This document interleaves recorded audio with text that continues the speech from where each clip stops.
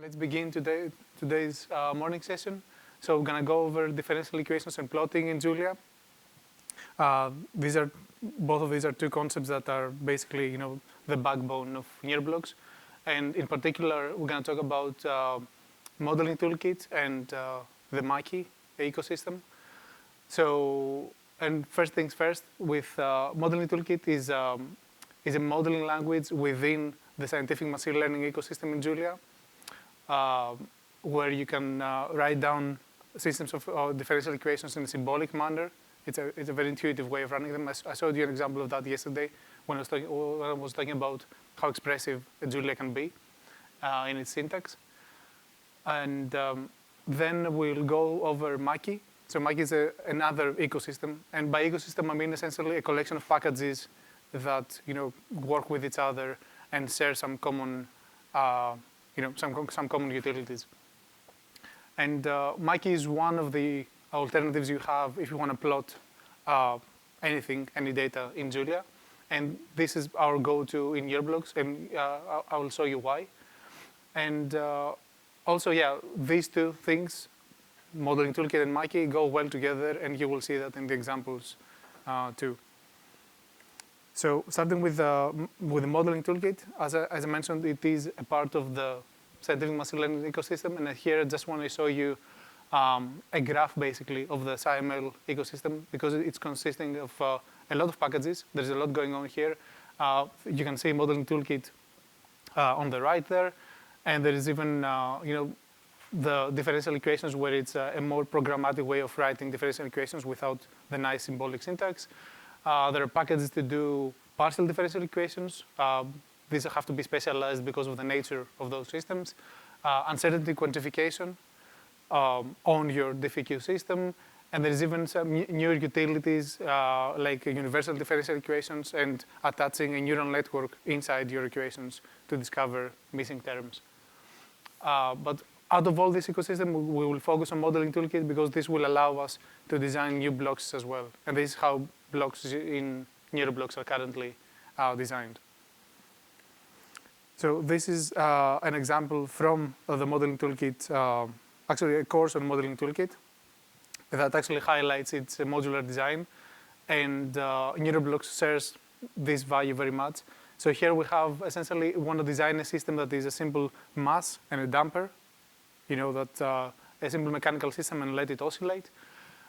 So first we design the mass as a system on its own, right? We write down its variables and its equations, and add a component to it, which is a port, and this port will connect to the damper. So moving on to the damper definition, likewise we have the variables and the equations and another port, right? And up there on the right, you can see the definition of a port, what that is. And eventually, we want to define another model that is our system that brings together our previous two models, right? So you can see modeling toolkit can be very, very modular and very, very flexible in its design. And something similar is going on in NeuroBlox, right? We have separate components, and we can link them together to create a new component, like that system is, right? If you notice that all of these components have this at MTK model macro, right? So they're all different models, but some of them, like the final system, contain other models in them. So similar to how in NeuroBlox, we can have some blocks that contain other blocks in them to have this multi-scale approach. And also, the SciML ecosystem comes with an extended solvers library. Here you can see some examples from the documentation of the DiffEq docs in SciML, where basically these are matches between some popular solvers that people use in MATLAB and Python or R, and the equivalent solver in Julia. So this helps you, for instance, if you already have your model of differential equations written in another language, it's easy to port it in Julia and actually match your previous results to make sure that the porting was right. Because we have all these solvers available, and in fact we even have more solvers available. Helmut touched on this subject as well, and on the same page that I link up there in the docs, this is actually a very extensive page that gives you recommendations about which solver to use at what situation. It goes over, stiffness, different levels of stiffness, the tolerance that you're asking for, everything really. It's very extensive. So it's the solvers are very well supported and documented in SciML. And also, again, this is a reminder of the performance that these solvers can exhibit. Helmut also showed you a slide like this. Here we have two systems. The Lotka-Volterra system on top is a simple two-dimensional system that is not stiff. And the higher system is 8 differential equations, but it's also it has a stiff nature. So if you notice more closely, the solvers that we use in each case are different, but the color coding is the same and it's split between languages. And you can see that in both of these cases, Julia is the fastest for any given error level, especially when we reduce the error by a lot in both of these cases. So our solvers can be very performant compared to other languages. And also, today I touched on the subject of emergent features in Julia, where you can have packages that have not been designed together. They're not even part of the same ecosystem, but it just so happens because of Julia's design that they can actually collaborate with each other with minimal effort. So this is a story like this with ModelingToolkit and measurements. So ModelingToolkit is part of the SciML ecosystem, and we've been through it. It's a package to define differential equation systems. But measurement.jl, that's a package in the Julia physics ecosystem, so completely separate people developing it in completely separate ecosystems. And measurements is a package to do uncertainty quantification on measurements, right? So all these plus minus signs, these two, right, on when we set a parameter or when we set an initial condition here, these come from measurements, right? But now we add them to variables that are relevant to ModelingToolkit, and it just works. There was really a minimal extra effort that took place in order to make this work, right? So we can bring these two together. And on the right here, I show you a result of essentially these two packages collaborating, where when we simulate this system, which is a simple exponential decay, right? If we were to simulate it without the measurement uncertainty quantification, then you would only get a single line, right? A single exponential decay.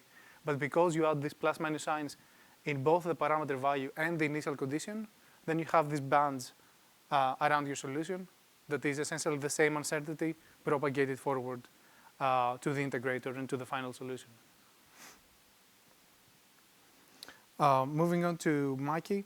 So as I said, Makie is an ecosystem in itself about plotting, and it comes with 4 different backends. So Makie is there as an interface. It sets all the plotting functions, but the actual rendering is happening on the backend, right? And there are 4 options for the backend. There's Cairo Makie, which is the one that we're going to use and the one that NeuroBlox is using internally for 2D graphics that can be the publication quality graphics. There's GL Makie for GPU-powered 2D and 3D plots. So if you have something computationally very heavy to plot, and you can exploit your GPU and use GL Makie with this. WGL Makie, which is web-based, and it's also interactive, both in 2D and 3D. And there is an experimental package that is being developed now, that's RPR Makie, that does ray tracing, so for more photorealistic graphics. And I also link beautiful.makie.org there because I think it's a very good example of what Makie can do. So if you want to convince yourselves to use Makie, then go check that page and see what actually one person that runs is what he's able to make in Makie, so you can see what's possible. But also within the Makie ecosystem, there is there's the extended ecosystem, besides the core functionality, where people have used Makie to make different kinds of plots, and of course these are open source and part of the extended ecosystem. So Unfold Makie, very useful for neuroscience. There's a package that does all these plots that you can see here, from power spectrums, even power spectrums map on the scalp that you would use as in EEG, and source localization, and event-related potentials. And then there's also pair plots, where you can do essentially this triangular plot of combinations of different correlations between your parameters. GeoMakie for geographical plots, and there's also multi-body, which is about multi-body physics, and you can actually design robotic arms like that, or any body out of boxes, and have it animate as well. And this is only a subset. If you go to the Makie website, you will see that this extended ecosystem is quite large. There are way more examples in it. And finally, I want to touch on Makie layouts, because I think this is one of the main features that makes Makie attractive to new users. It certainly did it for me. You will see it in today's exercise as well. It's very easy to make layouts like this, when you have subplots, and maybe some subplots are split into more subplots. For instance, panel A here, as you can see, there are 3 plots there and a legend. And it's very easy to organize them in a single square, right, next to C, which is just an image of a brain, and then the other 2 plots, again with multiple subplots. And if you want to follow this layout example, you can do this on the Makie website, on the layout tutorials basically.